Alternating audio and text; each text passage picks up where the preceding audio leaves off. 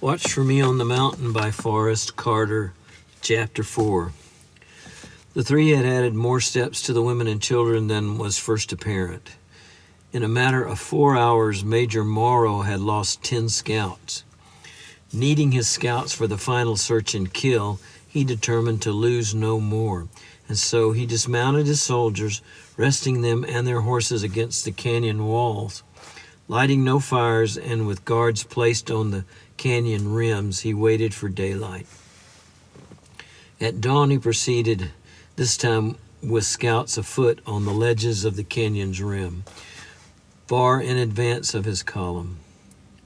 There would be no more surprises, but the pace was slower. Thus it was noon before his scouts reported ahead the tracks had left the westbound canyon, turning south. They had followed the tracks for an hour before reporting back. There could be no doubt Geronimo was racing south, leading his band through the length of the Dragoons. The only possible destination was the Sierra Madre. Morrow turned his column about and pushed them hard for the canyon's mouth. From that point they would have the smooth valley floor to ride fast with the Dragoons beside them and excellent prospects of intercepting Geronimo at the Dragoons' southern tip, perhaps catching them helpless on the stretch of plains between the Dragoons and the northern point of the Sierra Madre. Major Morrow was a veteran Indian fighter.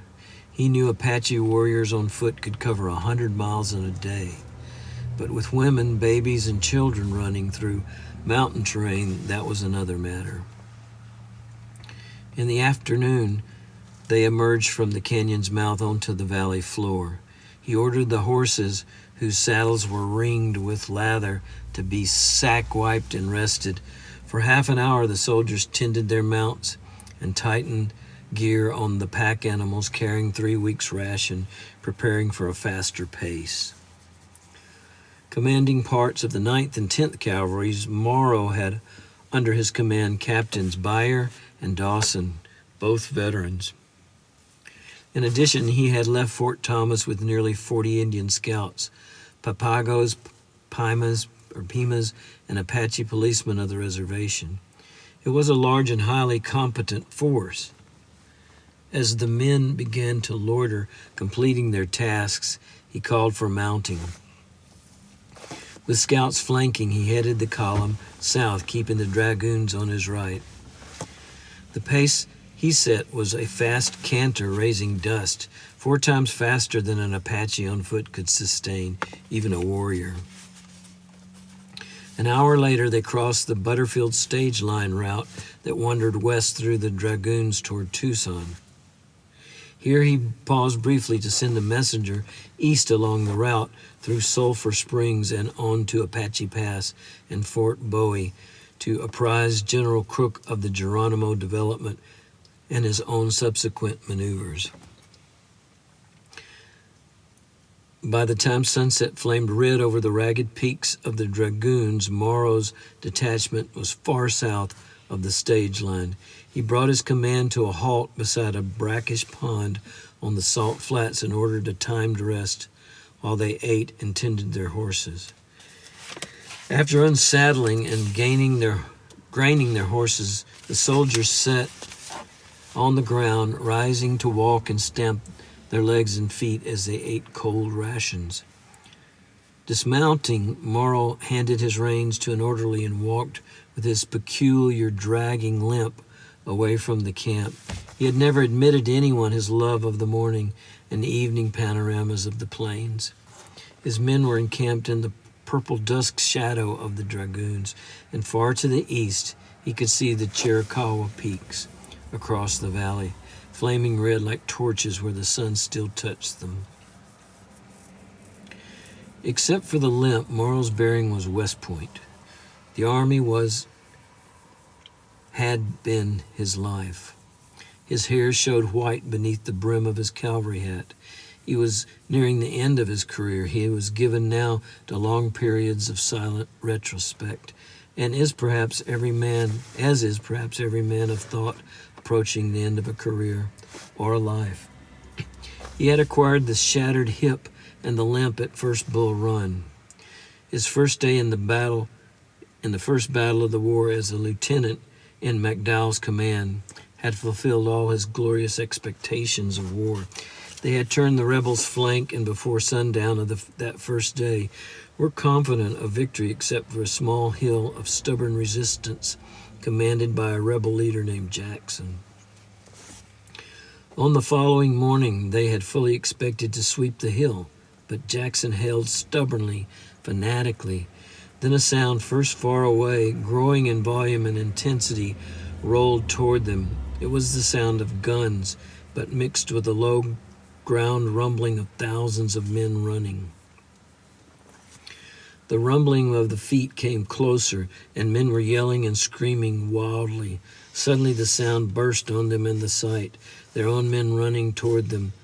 They had thrown away their guns and scrambled like a mob into his troops. Behind them, gray horsemen burst from the trees, waving sabers, riding with reckless abandon, and from them came screams so chilling that Morrow had felt his first flash of fear.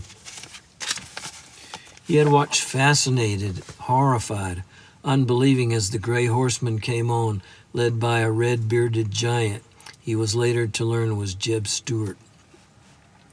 In that instant, the rifle ball had struck his hip, knocking him from the saddle.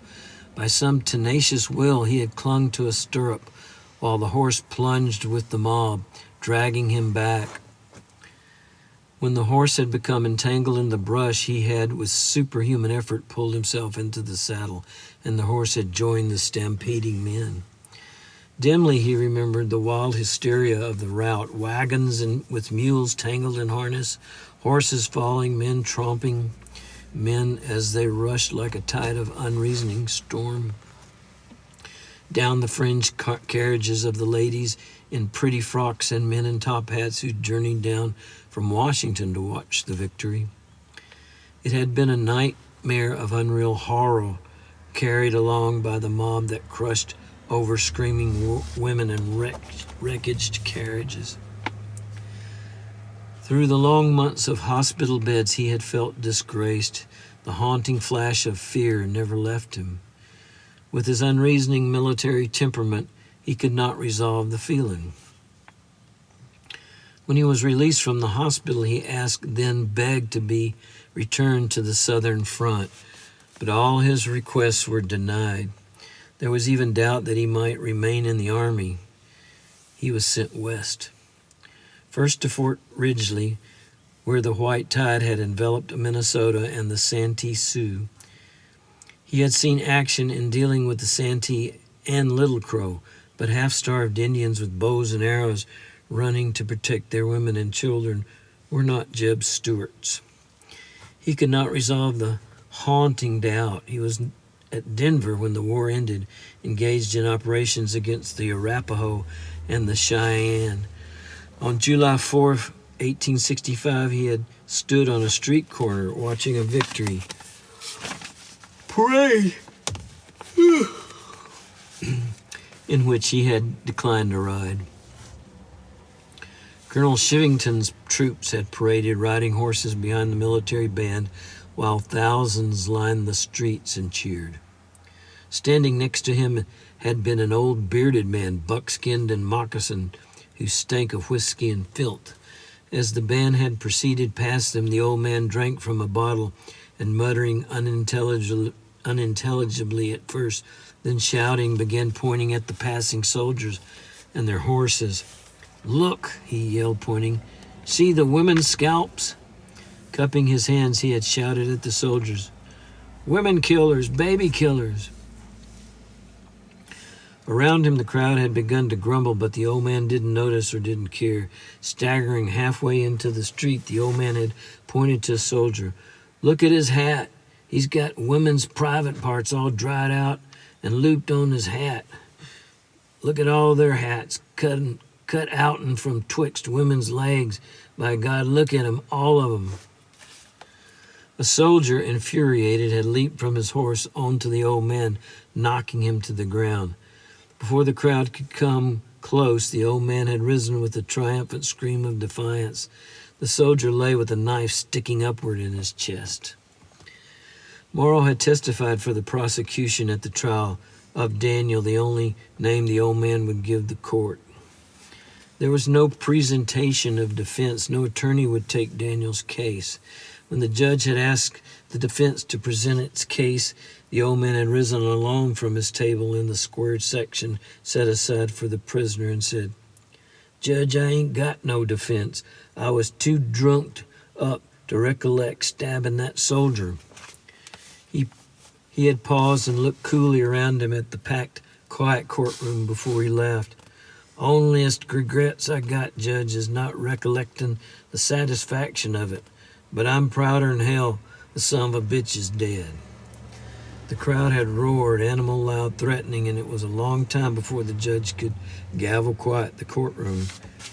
Excuse me. Again. The jury never even left the box. After a short whispered consultation, their foreman rose and pronounced the guilty verdict and recommendation of death by hanging.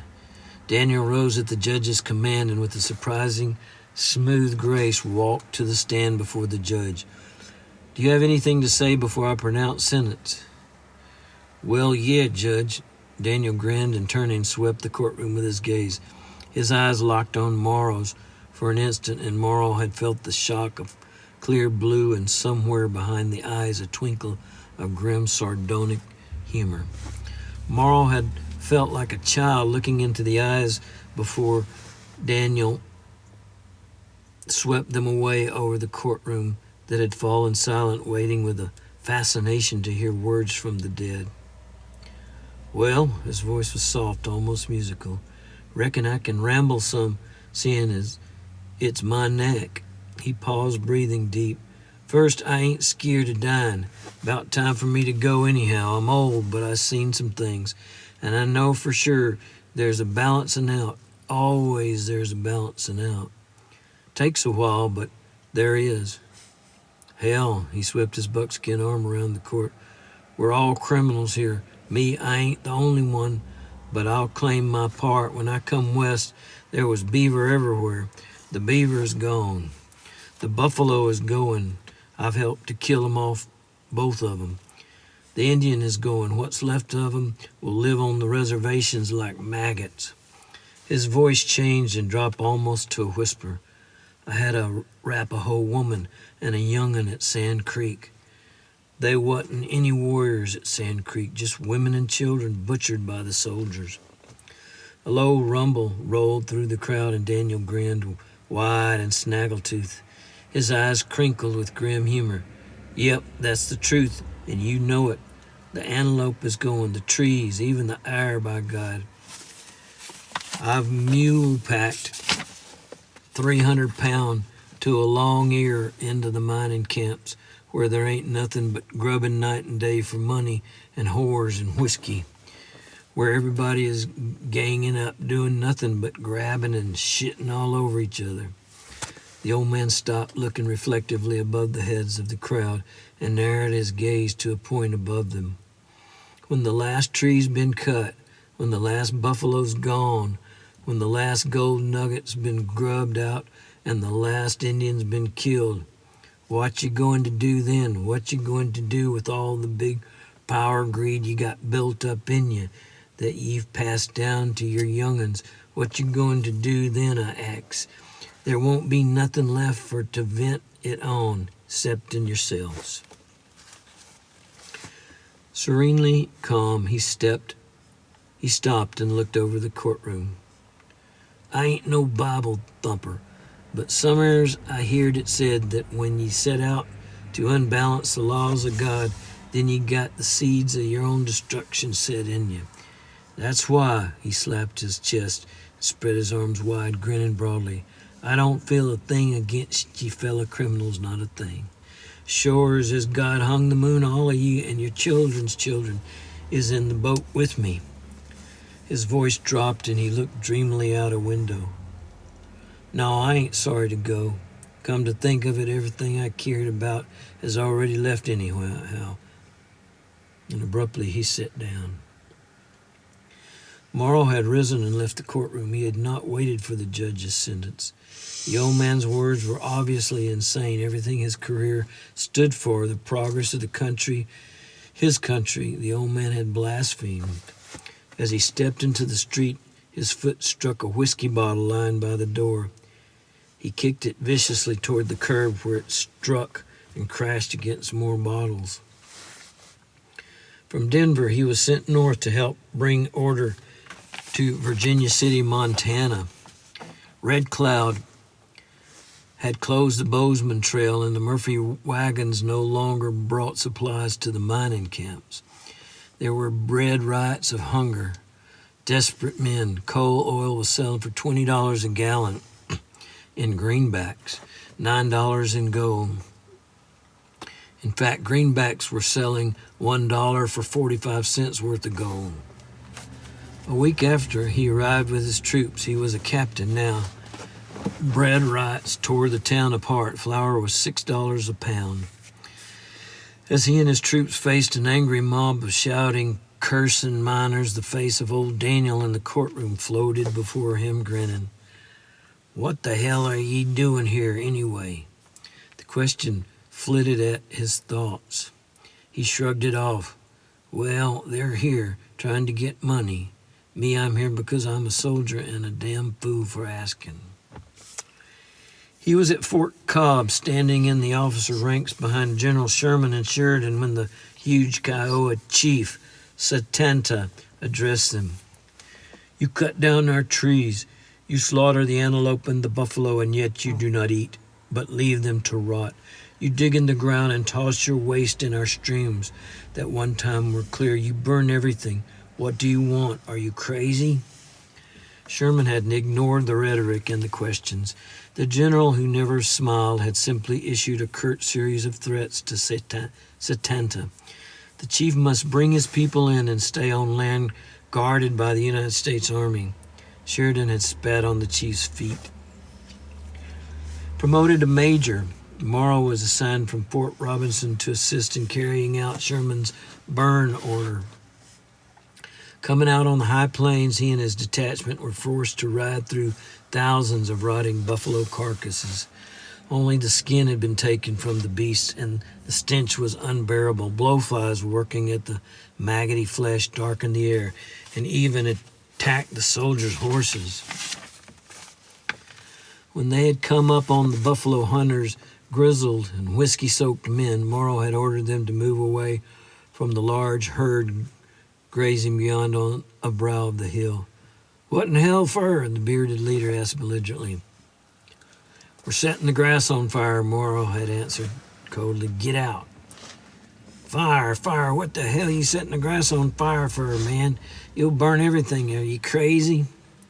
The buffalo shooters were incredulous. Old Daniel's face floated back now. He was laughing uproariously. Morrow had gazed over the miles and thousands of putrid flesh humps left by the buffalo men. "Yes," he had snapped it then, "I'm crazy. Sherman's crazy. You're crazy. The whole damn world is crazy." They had set the fires, lighting wagon loads of coal oil in a 20-mile line, and as the flames whooshed 30 feet high, the wind caught the wall and raced it toward the west, moving over the horizon, intent, it seemed, on burning the world. Where a moment before there had been lush grass, flowers, birds, animals, now the earth was black, parched, and barren. Even the soldiers under his command had questioned the far-reaching orders. "It's simple," Morrow had explained sardonically. "Sherman says no grass means no buffalo means no Indians. Very simple." It was, and now as the dragoon's purple shadow lengthened across the valley, he shrugged and shook his head to clear the thoughts that came more frequently these days. He reflected rather bitterly that he seemed destined to ride out old Daniel's prediction. The Apaches were the last. Maybe Geronimo was the last of them, the last Indian. He, Major Jack Morrow, seemed destined to taste the bottom of the cup, whatever that might hold for the tongue, and with the final Indian war leader who didn't even hold the rank of chief. In the deepening dusk, he consulted the big watch he carried in his coat. 15 more minutes of rest. The troopers were sprawled on their backs, making the most of their time off the horses. 100 yards away, he saw his chief of scouts sitting alone as he always did. He was watching the same red of the Chiricahua peaks, dimming now like embers dying in a fire. Cutting chunks of jerky beef with a bowie knife, he plopped the dry meat into his mouth, chewing methodically. Morrow began walking slowly toward him. Horn's cool and flippant disregard for command irritated Morrow. On this ride, Morrow had wanted Sieber, but Sieber was passed out drunk, and he'd been forced to use Tom Horn. Horn was in his early 20s and at one time had lived with the Apaches and spoke their language fluently. Morrow considered this to be his only claim to qualification as a chief scout. He had been a friend of Geronimo's, and some claimed he still was. At any rate, Horn had several times refused to betray his word, defying command requests that he arrange conferences with Geronimo. His refusals were accompanied by dry, laconic statements that he did not trust the Army's word. Apparently he had no such distrust in Geronimo. Horn was never without his low-slung .44 Colts. A well-founded rumors claimed several shootout killings to his credit. To his discredit as far as Morrow was concerned. He had no use for gunslingers, but there were other, more solid reasons in Morrow's mind for his distrust of Horn. First, Horn was a Missourian of that peculiar wild breed border fraternity who were somehow lacking in civilized standards and seemed hell-bent on pursuing some reckless objective for the sheer joy of recklessness. He had no respect for any institution of civilized nature so far as Morrow knew. Second, his father had been a Confederate cavalryman, of which Horn frequently and loudly boasted. Although Horn had twice been recommended for valor, officers with cooler heads, including Morrow, had seen that the recommendations were buried. As Morrow approached him, Horn pretended not to notice. He continued his methodical chewing and gazing toward the Chiricahuas. Deliberately, Morrow thought and felt a fresh flood of irritation with the man. Suppressing the feeling, he spoke calmly within 2 feet of him. Horn? Horn watched the far mountains for a full 2-second count before turning his head. Major? He always uttered titles with a tinge of flippancy, as though officers were jokes dressed in play uniforms. Morrow caught himself, cleared his throat to keep down the outrage that the man inspired in him. What do you think of our situation? Horn looked up from beneath his wide-brimmed hat, and his eyes twinkled humorously. He plopped a chunk of beef into his mouth before answering. The situation we're setting in, I reckon. Obviously, Morrow replied dryly. Well, Horn said lazily, pointing to the bowie knife back toward Apache Pass and Fort Bowie. It's sure the end of old Crook, no doubt about it. The old bastard's tried to change a lifetime of criminal ways in the last year or two, got in pistol range and being decent, asking for real food for the concentration Apaches, hollering to stop the Tucson ring of Army contractors from stirring up the war, such as that. Yep. Horn stretched his arms and grunted. He has reformed too damn decent to be a general.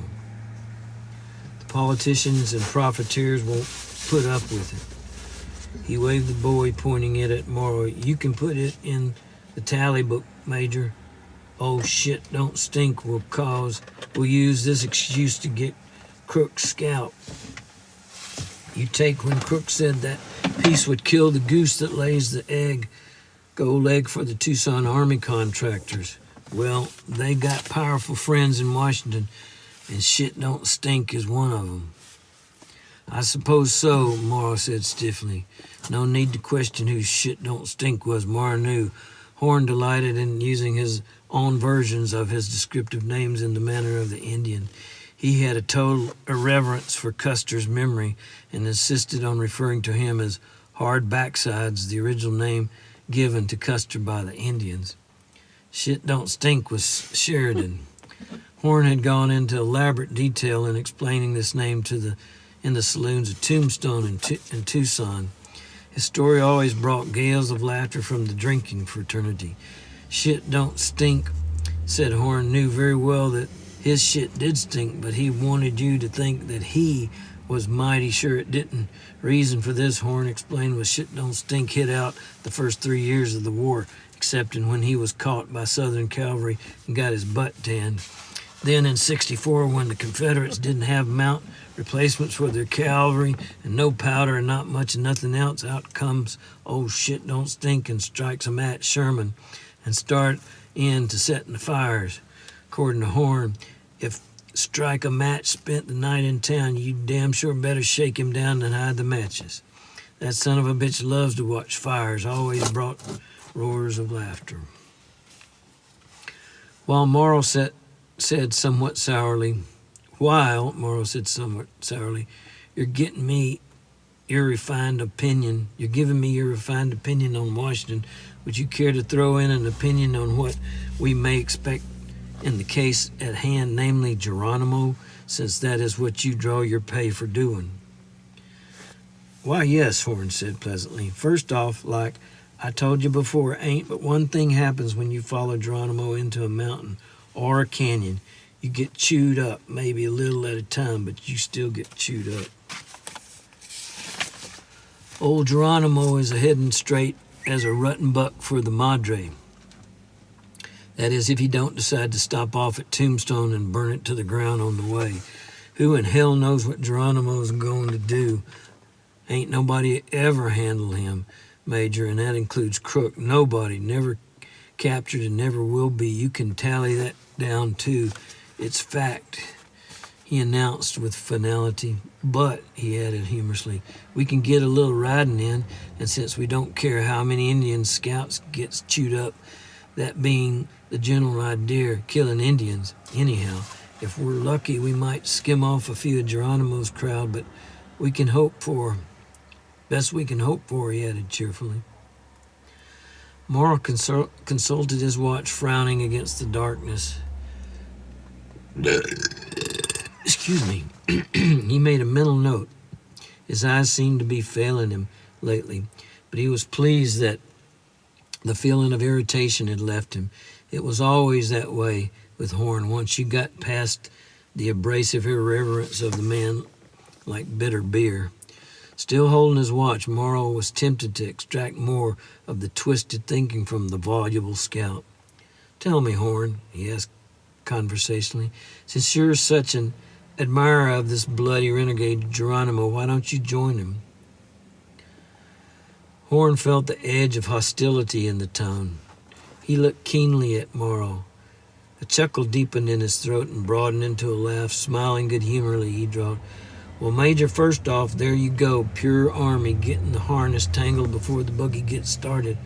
Geronimo's bloody, that's for sure, but a renegade, Major, his tone mimicked a schoolmaster's, is someone that deserts a faith or a cause. Now, you sure can't accuse old Geronimo of that, no matter what the newspapers say. You fellers holler renegade because Geronimo won't let you sucker him into being a pet Indian for your cause. And what is your cause and my cause and these miners' causes that's digging up all this silver and copper hereabouts? While our cause is thievery, plain and simple. Only difference is I know what I am. You in the Army, by God, call it glory. Now, Horn rose, sheathing the bowie and stretching his arms. Reason you won't find me joining Geronimo is simple arithmetic. The pay ain't much good, and Geronimo is a hero. Yep. He pulled his hat from his head and inspected the brim philosophically. A bloody hero. He ain't fighting for no money or glory or promotions, not even for land.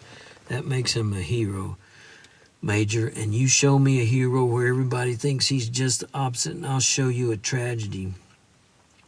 And he clapped the hat on his head. Mama learnt her boy Tom not to get mixed up with no tragedies and get hanged, leastwise while so young. Hell, I ain't seen the elephant yet, nor heard the owl. Morrow sighed and turned walking away. Stopping, he called back at the young man who was chewing the last of the jerky and gazing at the stars. Horn, do you think we can catch him on the flats?